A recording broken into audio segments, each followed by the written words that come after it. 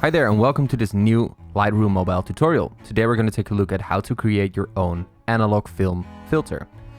Here are some before and after edits using this filter.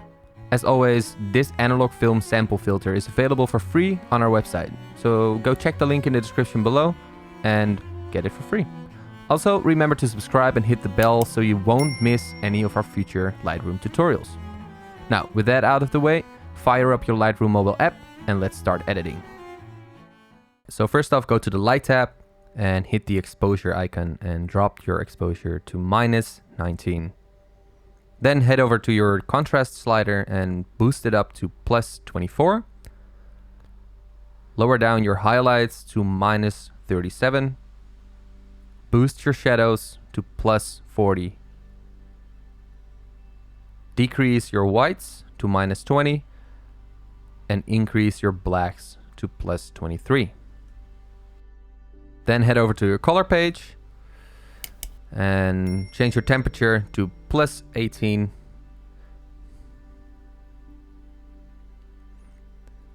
Change the tint to -2.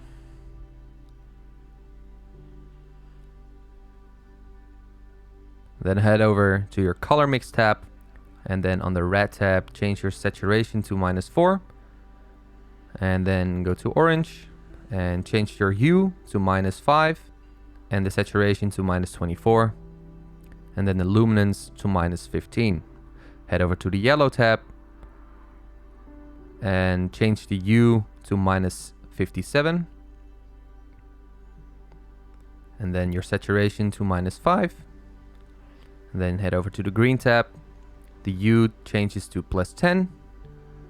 The saturation -30. And then head over to the cyan tab, change the hue to +25 and the saturation to -5. Then we're going to blue. Hue changes to -40. Saturation changes to -20.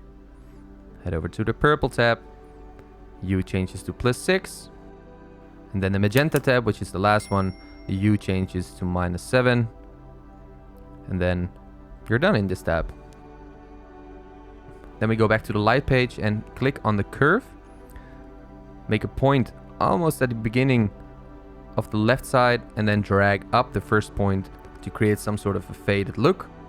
Then click on your effects panel, click on texture and boost it to +5 and boost your clarity to +40.